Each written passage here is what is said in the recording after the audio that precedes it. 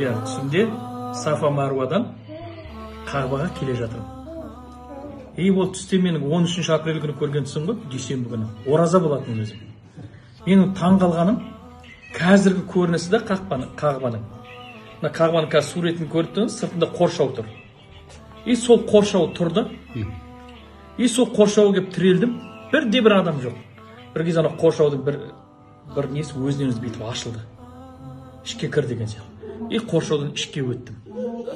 Ішке өтсем, қара тас бір өзі тұр. Жанында енді біз енді сүйген кезде адамдар үймелеп тұрады ғой. Бір өзі тұрғанда да бір түрлі көрінеді екен де жаңа. Бір өзі жетім бала сияқты. Бір өзі тұрды. Келдім олар қара тасты келіп сүйдім ше. Сүйіп жатып ойланып жатырмын, есігі қайтып тұр екен деп. Сөйтіп бұлай қарай өтсем, есігі ол да ашық тұр. Жаңа баспалдағы бар. Сосын баспалдағын көтеріліп, Қағбаның ішіне кірдім. Ішіне кірсем, іші қара көлеңке болып тұр екен.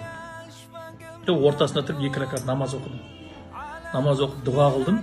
Бірақ енді көңілім жай таппай тұрды, енді рұқсатсыз кіріп тұрмын ғой. Қой сыртқа шығайын, біреуден рұқсат сұрайын дедім да.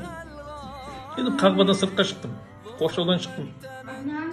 Әл-Харам мешітінің ішіне қарай кірдім. Тірі жан жоқ. Сөйтсем бір мінбер тұр. Мінбердің қасында ақ киімді, қара сақалды, сол жаңа Әл-Харам мешітінің имам екен деп. Бірақ көңіл күйі жоқ, имамы тұр. Келдім де ассаламу алейкум деп амандастым. Шейх деймін. Қағба көрініп тұр, Қағбаны көрсетіп жатырмын. Қайда адамдар деймін да? Қайда адамдар? Ешкім жоқ қой мына жерде деп. Сөйтсем жаңағы имам тұрып айтады да, бүгін дейді, бұл жерге кіруге сенен басқа ешкімге рұқсат жоқ дейді. Сенен басқа ешкімге рұқсат жоқ. Сосын мен айттым, онда бар кіре берсем бола ма дедім. Иә, болады деді. Бірден Қағбаға келдім. Қағбаға келіп, жаңа қара тас сүйдім. Сол қара тас сүйіп жатырмын. Қара тас жанында ешкім жоқ. Қолымда мына телефоным тұр. Осы телефон. Бүйтіп телефонымды ұстап сүйіп жатырмын. Сосын айтамын неше? Ең осы полицейскийде жоқ, бір адам болса, түсірбеш деп айтар едім, соған үшін ойлап жатырмын ше. Өйткені телефоным қолымда тұр. Содан жаңағы қара тас сүйдім, Қағбаның ішіне кірдім. Сөйтіп намаз оқыдым. Тілек тіледім. Енді бұл жолы рұқсатпен кіріп тұрмын ғой. Асықпай тілек тілеп жатырмын да. Сосын дұға қылып болғаннан кейін сыртқа шықтым, мен тәуап қылайын.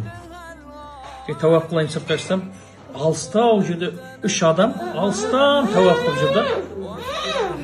Соларға қуып жеттім. Енді олар жетіп алып айтпақшым да, тәуаптың дұғасын оқыңдар, қайталаңдар деп. Сөйтіп соларға қуып жетіп алдым.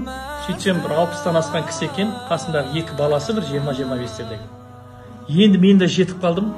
Ол келіп әңгіме айтып жатыр да жаңағы баласына. Мен түс көрдім дейді да. Мен тыңдап тұрмын. Түсінде пайғамбарымыз Мұхаммед саллаллаху алейхи уассаламды көрдім. Пайғамбарымыз айтты дейді да. Үмметім маған салауат айтуды ұмытып кетті.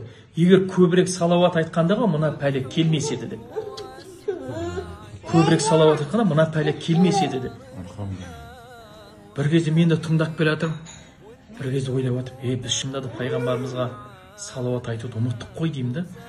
Сөйттім де Қағбаға қарадым да, ассалату вассаламу алейка я Расулалла деді.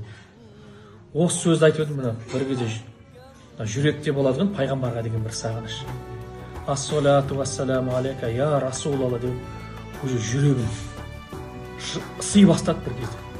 Ассалату вассаламу алейка я Расулалла дедім, бір кезде көзден жас шығып барады. Өзім жүріп келе жатырмын, иығым селк-селк етеді, өзім ұстай алмай жылап баратырмын ше. Сөйтіп ассалату вассаламу алейка я Расул салауат айтып жатқан жерден оянып кеттім. Оянып кетсем үйде жатырмын. Кроватымнан бұлай да денем қозғалып жатыр ше. Жанымда Фирдаусик жатады, соны басып кетпейін деп мен бір қырына жататынмын. Сосын тұра салысымен әйелім айтып жатырмын, мынандай түс көрдім. Ұмытып қалмашы дедім де, тез айтып жатырмын да. Қазір мен жалғасын көрейін деп қайтадан ұйықтайын деп, ұйықтағым келіп баратыр қайтадан. Ұйықтап жатырып, қайда жүрегім дүк, бір кезде жаңағы ұйқы жоқ. Біраздан кейін түсті есіме алып едім, бір кезде өзім ұстай алмадым. жаңағы ассалату вассалам я расулалла деген өлімде салауат айта бастады. Сосын біраз өткеннен кейін ойландым, Алла тағала бізге жол көрсетіп тұрған шығар. Содан кейін сол түстің әсерінен ғой бүкіл қажыларға голосовоймен жібердім ғой, осылай түс көрдім. Сосын біраздан кейін өз өзіме келгеннен кейін арабша айттым да шейхтарға жібердім, осындай түс көрдім, не айтасың? Шейхтардан бірінен соң бірден жауап келе бастады. Шейх Наджих ғұлама ғалым кісі ғой, ол түс жорушы негізі мамандығы. Бірден одан жауап келді, ол шынайы түсті. Шейх Мазин Алақсаның 40 жыл директор болған досымыз. Бұл түсті ешкімге айтпа дейді. Қалай ешкімге айтпайсың? Ол өз басымнан алған түс емес қой енді, мысалы. Сенің мына ісің шешіледі былай деп өзім айтылып тұрған болса, бұл енді бүкіл әлемнің басына төніп тұрған апат қой енді. Соны Алла тағала бір жол көрсетіп тұрған сияқты да. Барша мұсылмандар Қазақстан. Сосын жаңағы доктор Ридо тойға келді ғой. Әл-Асқар мешітінің деканы, менің ғылыми жетекшім. Қазір уже академик болды ол кісі, Әл-Асқар университеті. Академик несінің академиясы бар Әл-Асқардың. Соның президенті болды қазір. Академияның президенті болды. Осы жақында 1-2 апта алдын бері. Ол кісіден бірден звонок келіп тұршы. Енді ғалым кісі ғой. Дауысын естісем әр жағынан жылап тұршы. Маған айтады, доктор, мына түсім шынайы түс. Пайғамбарымыз қайтыс боларының алдында бір сахабаның атын айтады. Соны шақырып алып айтқан дейді, маған көбірек салауат айтты. Әлгі сахаба айтты дейді, я Расулалла, мұншалықты айтайын ба деді. Одан да көбірек айтты. Мұншалықты айтайын ба деді, одан да көбірек айт деп айтты. Мұншалықты айтайын ба деп еді, пайғамбарымыз одан да көбірек айтты. Білесің ба деп айтты. Егер бұл дүниеде маған көбірек салауат айтсан, саған сенің басына ешқандай пәле келмейді. Және қияметте менің жанымда жәннат фирдаусида боласың. Сонда салауат. Осындай хадис бар дейді. Енді мына сенің көрген түсіңмен осы хадис ұштасып тұр дейді, бір-біріне сәйкес келіп тұр дейді.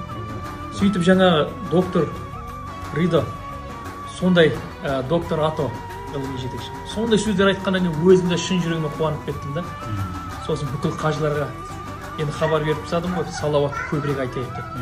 Біз басында әр намаздан 10 рет айтатынбыз. Одан кейін бір аптадан кейін 20 рет, одан кейін 30 рет, бір аптадан кейін 40 рет айтатын болдық. Қазір міне 50 рет айтып жатырмыз. Енді ертеңнен бастап әр намаз сайын 60-тан айтатын боламыз. Осылай көбейіп келе жатырмыз да, иншалла. Сондықтан енді бұны ойлаймын, бұл түсті қалай ешкімге айтпай тұра тұрасың. Мысалы өзім үшін айтылып жатқан нәрсе емес. Былай қарасам, бұл бүкіл әлемнің басындағы оқиға ғой. Сөйтіп жаңағы бірден шейх Наурызбайға да хабарластым, бас мүфтиге. Фатуа бөлімі шейх Сансызбайға хабарластым. Бәрі бірден мәшалла, Алла қабыл етсін деп жауап келді да. Содан кейін жаңағы енді бұл өз басыма арналған түс емес қой, былай қарасақ бүкіл халықтың басындағы нәубет қой. Соған шынында да Алла тағала жол көрсетіп тұрған сияқты. Сол түсті көргеннен кейін бар ғой, оған үшін уайым қайғы болады. Не болады, ауырып қалсақ не болады, бала шағамыз не болады. Мына түсті көргеннен кейін бәрін ұмытып кеттім. Осы түс шынында да маған бір арқау болды ше. Бұның бәрі өткенше екенін түсіндім да. Көбірек салауат айтсақ болды. Тек қана шығатын жолы сол. Құлшылығымызды көбейту керек. Және қасиетті Рамазан айы басталды міне. Құлшылықты одан сайын көбейту керек.